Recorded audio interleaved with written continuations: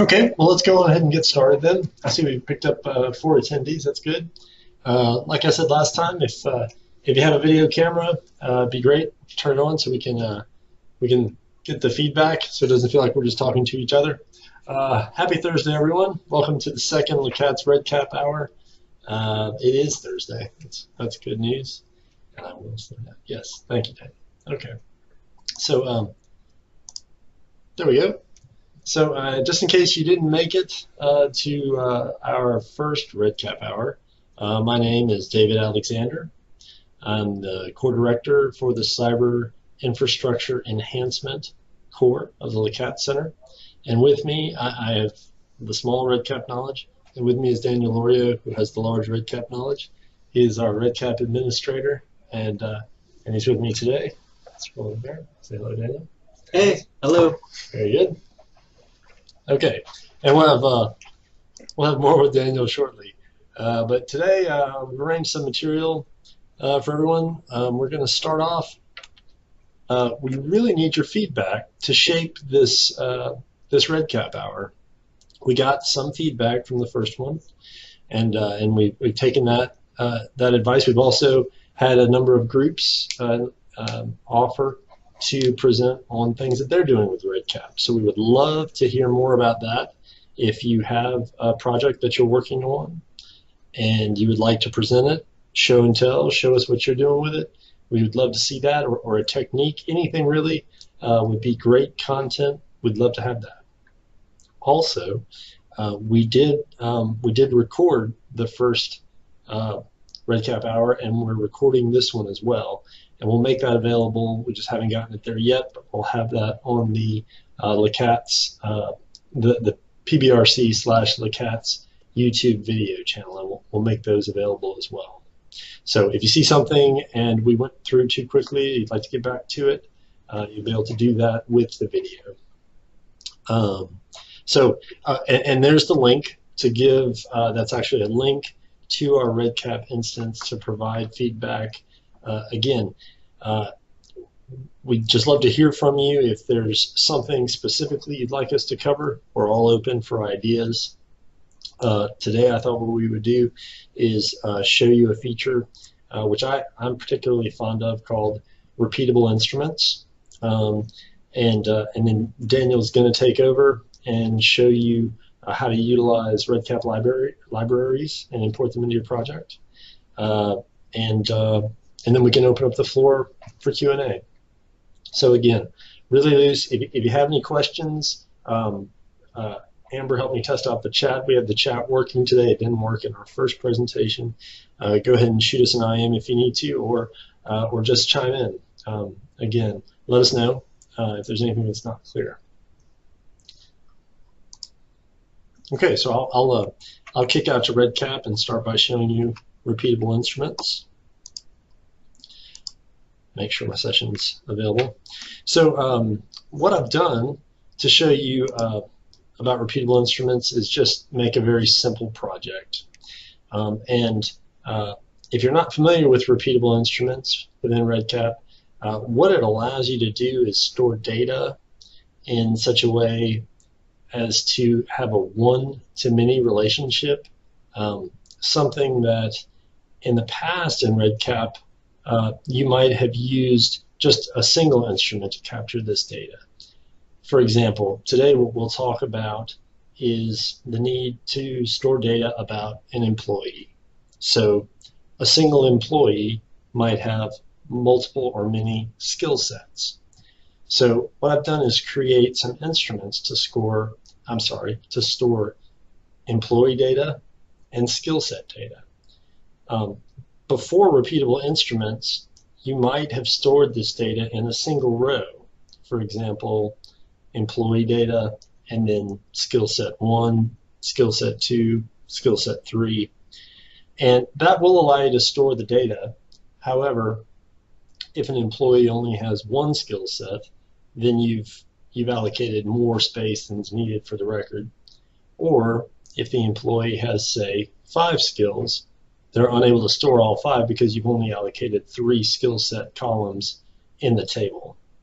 So with repeatable instruments, what you're able to do is have a second instrument that repeats for another instrument, and as REDCap says it, store an infinite number of child rows. If you want to think about this as a parent and child, or one-to-many, infinite number of those mini rows. And it's fairly easy to use in REDCap. And so what I'll do is just show you this sample project. And again, ask me any questions if you have any, and we can dig into it. But we'll start by looking at just these basic instruments. So here's the employee instrument. Oh, sorry, I'm going to edit the instrument, so we'll show you the structure. If we go into the employee instrument, you'll see all I'm capturing here is a first name, last name, and hire date for the employee. So just a header record that'll tell us which employee these skill sets belong to. Then in the second instrument, we're going to capture just basic information about the skill and then the years of experience with the skill, just to show you that we're going to capture data in that child instrument as well. So these are just, right now, these are just basic instruments. There's nothing repeatable about them yet. How do we begin that? Well, what you do is go into Project Setup for your project. And here, under Optional Models and Customizations, you see a repeatable instruments item. What you can do is just click Enable here. And what it does at that point is it presents you with all the instruments that are known to the project. And what you want to do is select the instrument that's going to repeat. So I'll just say, let's pick skill set. And then this column allows you to add a custom label. And we'll see later how this is useful, but for now, just trust me. What I'm going to do is put in a piping value. So we'll pipe in the name of the skill, a dash, and then the experience, which is the number of years, if you remember, from the skill set. So the skill name and the number of years of experience. And this label will show up later within REDCap, and I think you'll like how useful it becomes. So I'll go ahead and save that. And now it's been applied. So if we go back to the employee instrument and click Add a New Record, here within the instrument we're able to add an employee. So for our purpose, I'll go ahead and add Batman, first name Bat, last name Man. We'll say we hired him today and that this record is complete. Well, what we can do is we can save and stay on this instrument, or save and go to the next form. Now what happens at that moment is you're taken to the skill set, the repeatable instrument, and you're able to add skills. So this is Batman. We'll say he's able to fight crime, and he has 15 years of experience doing that. And this record is complete. And we'll save and add a new instance. He can also drive the Batmobile. He's done that for 10 years. And this is complete. And then what we can do is save and exit the form. So what we've done there is created that Batman header record, and now we have two skill sets that are so that's the one in the relationship, and then the many in the relationship is the skill set. Now it displays for us, because of that piping information that we put in the repeatable instrument dialog box, it actually pipes in the data that I just entered to show those skills for the employee.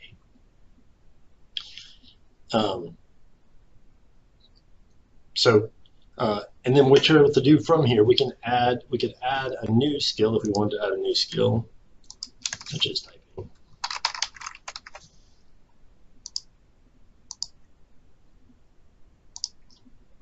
So there, we can add a new skill from the table that's found underneath the header record, or you can actually click on this. This shows that there are multiple skill sets for this employee, we can click on the plus and again be taken to a new one, a new instance filing 1 year. He's just started to do that.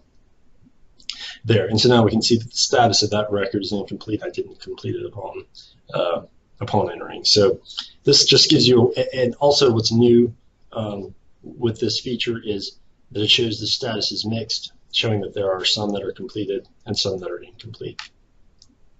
So let's see.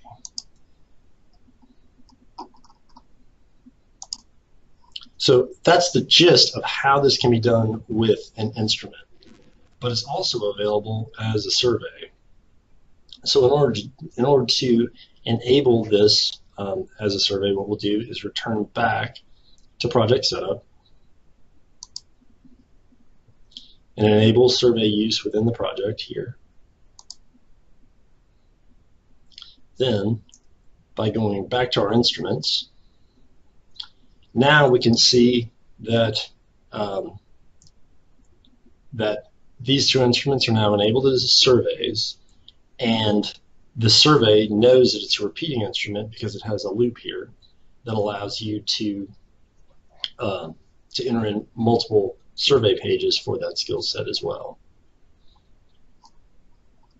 Now there are some other modifications that need to be made within the survey. If we modify the settings for employee and then scroll down through the designer,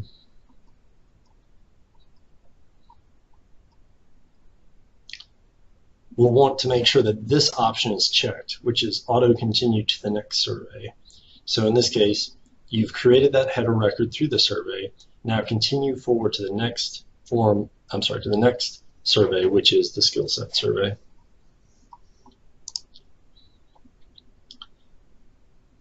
And then likewise, within the skill set survey, you want to scroll down to the bottom. And in the same area, since this is a repeating instrument, you can see allow respondents to repeat the survey. You want to check that box also. And you're allowed to customize the text on the button that's presented on the page, and we'll see that later, but I've changed it to say add additional skill sets. So after making these changes, what we can do is, and then another feature that you want to use is the survey queue. When you turn on I actually have these values already within this dialog box. But the survey queue is basically a to-do list that's presented on the survey page itself. So what this will allow the person filling out the survey to do is see the values that they've already entered for the survey. And it presents itself as a survey queue link at the top of the survey. We'll see that in just a few minutes. But what I've done on this dialog is just added in some more piping. So the header information, the first name and last name for the employee are piped into the instance of this survey queue. And then I've also put in a rule that says only show the survey queue once the header, the employee record, is completed. So we'll see how that works when we go to the survey itself.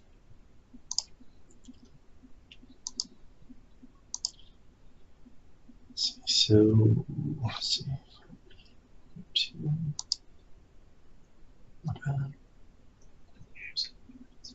Thank you. That's right. So managed survey participants became available once we said enable surveys for this project. Then if we open a public survey, our instrument's now presented as a survey. We can enter in another employee, choose Superman for today, submit the survey. We're taken to the repeating skill set survey. We can see a survey queue up here at the top right hand corner. But what I'll do is say strength, 5 years, add an additional skill set. This allows you to add a multiple one.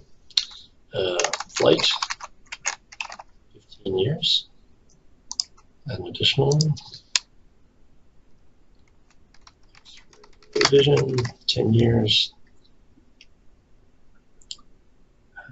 I'll say, actually, before I add that one, I'll say, well, let's say, what other skill sets have we entered at this point, because we can't see them on screen. Well, if you click on the survey queue itself, it presents to you that in the header record, there are these 2 skills that have been added so far: strength for 5 years and flight for 15 years. So the survey queue is useful to show you that to-do list, what's been done so far for this survey. Then you can either add additional skill sets from here, or close and return, add this one by submitting it, and we're done. And we're actually presented with the survey queue at the end, so it shows what you entered. So the survey queue is a useful feature for reminding folks who are using the survey what they've entered so far.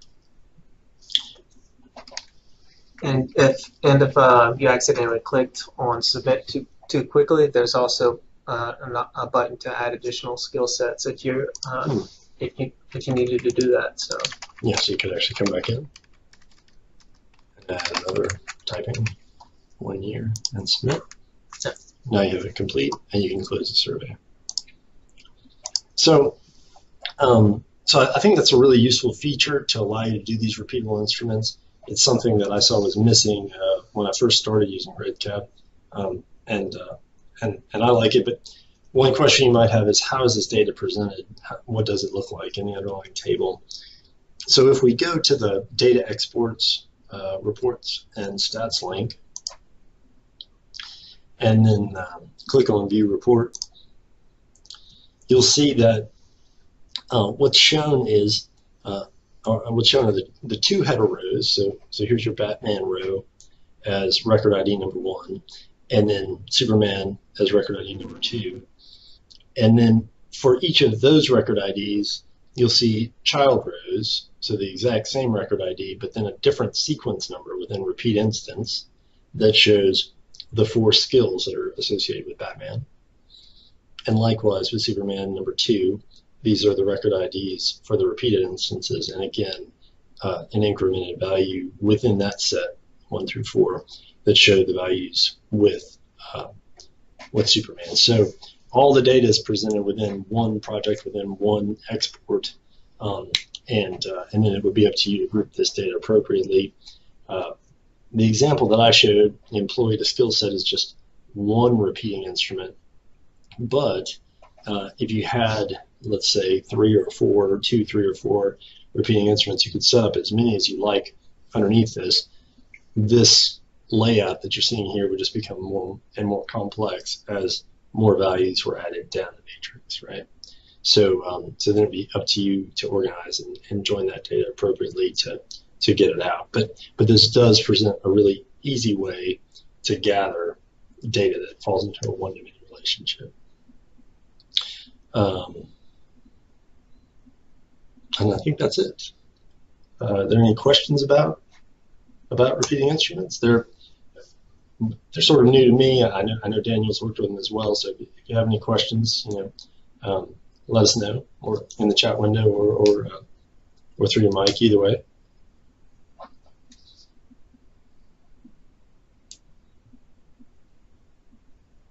Okay. All right. Well, then what we'll do is we'll go back and move on to Daniel. He's going to show us about utilizing libraries in REDCap.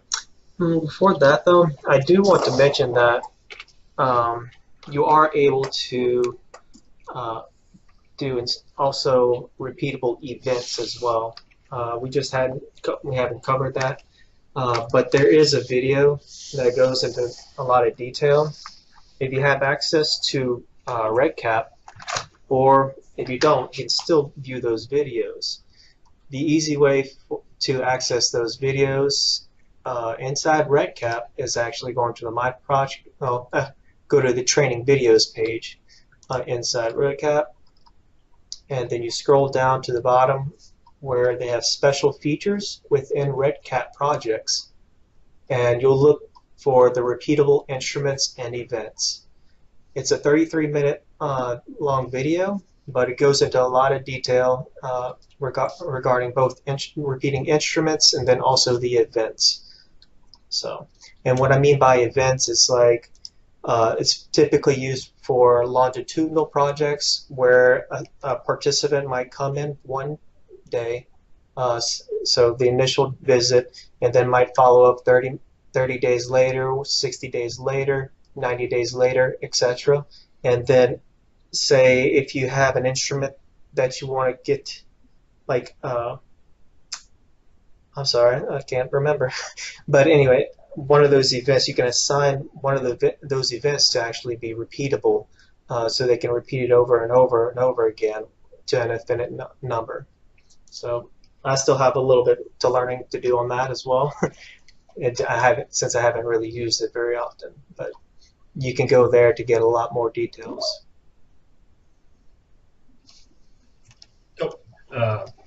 Secret says, hi, could you repeat the name of the video that we can watch in REDCap? Can you show it again, Daniel? Yes. It's called Repeatable Instruments and Events. And if you have REDCap, it's under Training Videos, Repeatable Instruments and Events. If you do not have access to REDCap, you can actually go to redcap.pbrc.edu. You do not need to log in, and then there is a link underneath the login that says Training Videos. If you want, you can probably type that in just to show the link. Or maybe I can type it in. Yeah. I have a keyboard, huh? Let me see.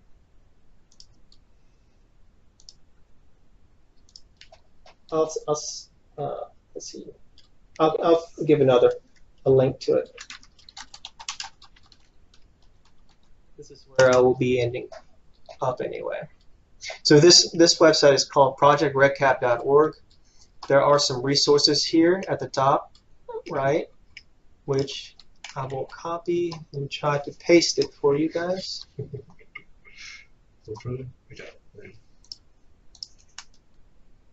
Is that right? Yep.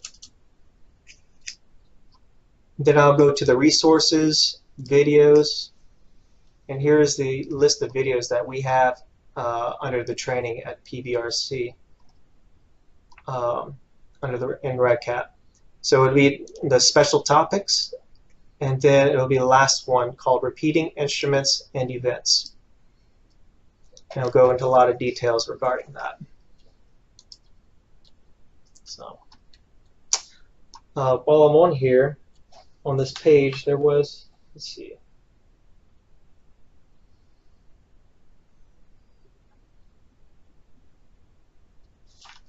All right, so while I'm on here, there is I would like to show you guys the number of institutions that actually partnered with REDCap. You can click on the world map or the REDCap partners link inside this on this website. So we'll look at the world map because I think it's pretty awesome. And you'll see a lot of little red dots. Each one of these red dots are people that are actually using REDCap, institutions that are actually using REDCap. So if we zoomed in over to Louisiana, you can see a few of them here as well. So this is LSU, and this is Pennington Biomedical Research Center, and you'll see me and Connie as the collaborators. So if you're wondering if your institution possibly has it, you can possibly look at this map and see if it's available at your institution. I'll go back. The other alternative is you can click on REDCap Partners, and you can search for partners. So you might type in your institution name. So ours is Pennington Biomedical Research Center. It'll come up. So just to give you an idea. Okay, so next I'll talk about REDCap libraries. A library is a collection of data collection instruments that REDCap has collected over time and basically developed the surveys for you. It has to do with like a lot of standardized surveys that people collect information from. So from this website, you can actually, from projectredcap.org, you can actually go to resources, click on library.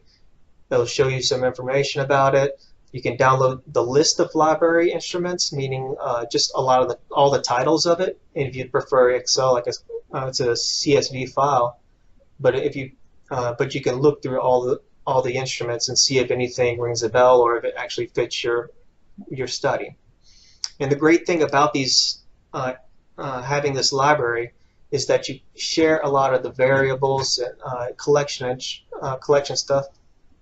information that you can share between other partners, REDCap partners, if you're doing multiple studies at multiple institutions or something like that. So we'll check it out. We'll search the REDCap library. So this is the REDCap shared library, and you could see a list of all the instruments that they've collected over time, that they've developed over time. Let's say BRFSS. So we can look at one of these, and you can see the list. You see what's the information regarding that. So I've actually looked up BRFSS, and that was part of the Center of Disease Control.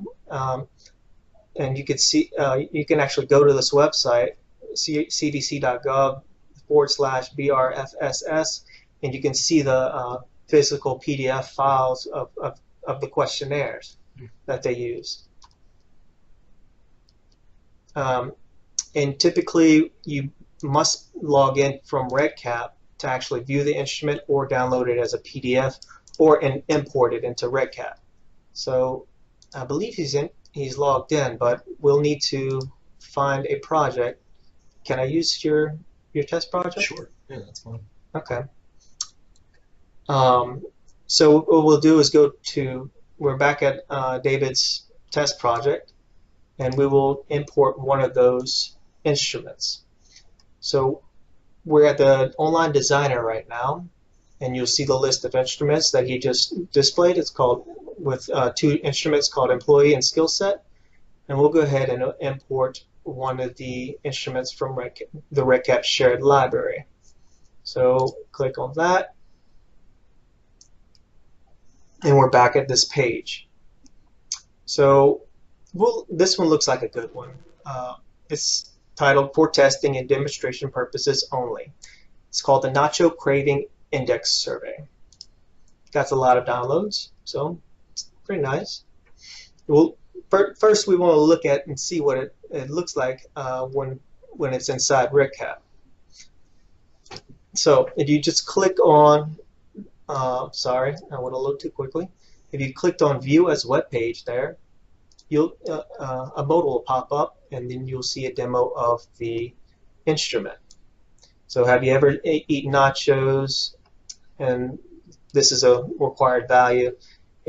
What it doesn't show here is some of the branching logic. So I use nachos to treat a medical condition other than hunger. True or false? That's hidden until you answer the first question: have you eaten nachos?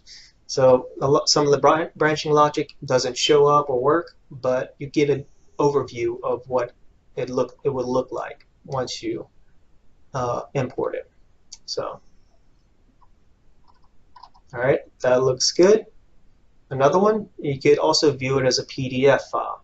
In REDCap, you can export your data instruments as a PDF file and take it wherever you want and get people to actually fill out information for you. If you don't have internet access at a location, or if somebody just prefers to enter these surveys with a pen and paper. So we'll look at it as a PDF as well.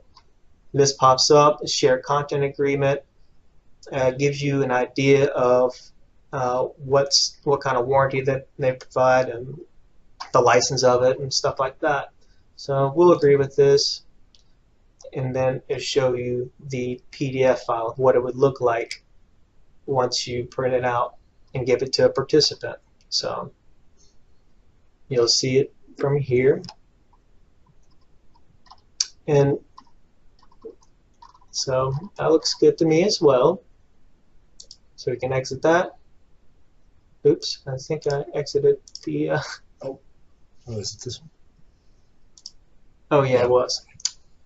I'll exit this one just to prevent confusion.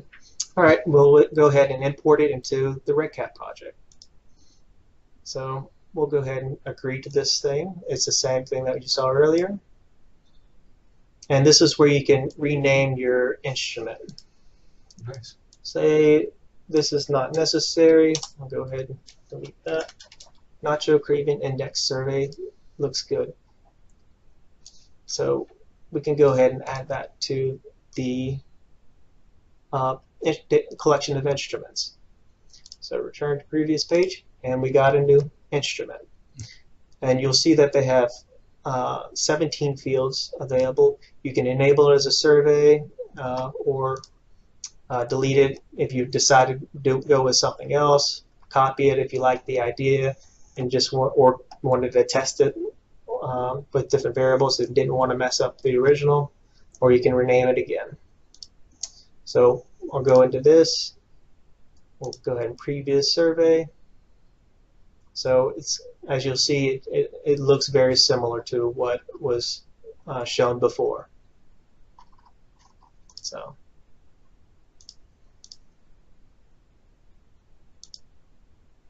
and you can keep on doing this. You can import more and more instruments. Say if you are actually doing these different modules, you can go ahead and get a lot of instruments imported into your database fairly quickly, and then start your project up right away.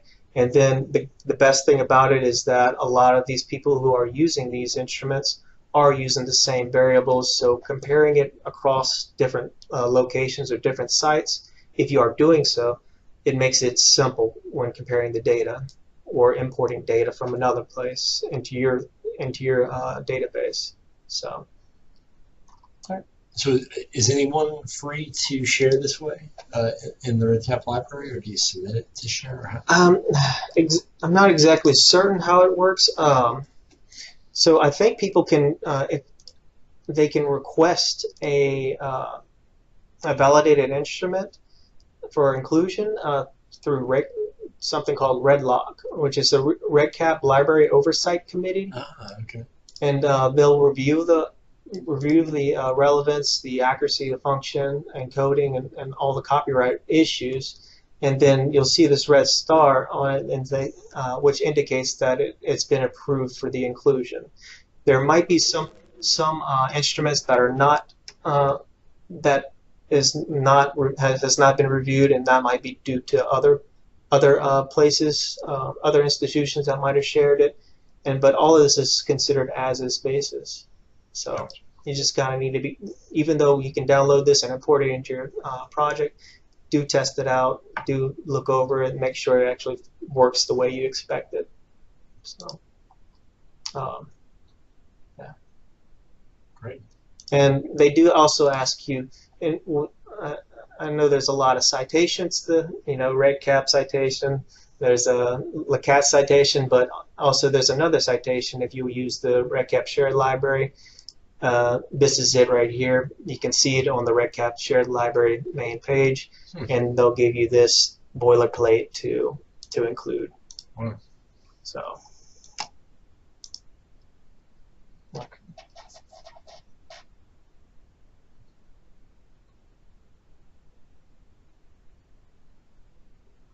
All right. Is there anything else that you can cover? If you had any questions? Any questions about libraries or anything else with importing instruments? I don't see any. I want to make sure I don't miss them, because last month I had an issue not seeing some messages, but I think we're good. Okay. That's pretty much it for libraries. Okay. Great. Well, thank you, Daniel. Let's see. I don't know if my presentation is behind this or not. Of course it isn't. Okay. We had escaped it. Okay. So that was our library usage demo. And this is a slide that we showed last month, which is basically how do you start using REDCap. And you can email us at redcap@pbrc.edu, redcap@lcats.org. Either one. Either one. And I think it's actually REDCap at prc.edu. Yeah. I don't know if we have one for LaCast.org. Right. It's redcap at pbrc.edu. So if you have any questions, you can email us at redcap at pbrc.edu and we'll see those. But you can also request service through Spark, which is our service catalog, which is available at spark.thecats.org. And Daniel mentioned if you're going to cite the REDCap library, that it has a citation, but never forget, if you use the CATS resources, to cite the CATS. And then here's also a link for citing REDCap. Those are easy enough to find. And we'll make all of this available on YouTube before our next REDCap Hour, I promise. And that's all that we have. So, like I mentioned, I just want to repeat because I want everyone to help shape what we present here. Let us know what you want to see. That link, www.thecats.org/REDCap feedback, is a REDCap survey where you can give us ideas for topics, and then a link to training resources there from the CATS website. And Daniel touched on this last month. If you don't have an instance of REDCap and you're not sure yet if it's right for you, you can go to redcapdemo.vanderbilt.edu and sign up for a 1-week demo. This will let you sort of kick the tires and try out some videos to see if REDCap's going to be a good fit for you. But that might be a good first step if you're not quite ready to start with a service request to start a project. And I think that was all that we have. So this REDCap hour looks like it ran about 40 minutes. Are there any questions that we can help with? Anyone out there have any questions or anything we can assist you with?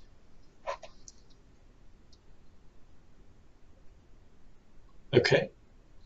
All right. Well, I want to thank you for participating. Oh, I see we're having a message come in.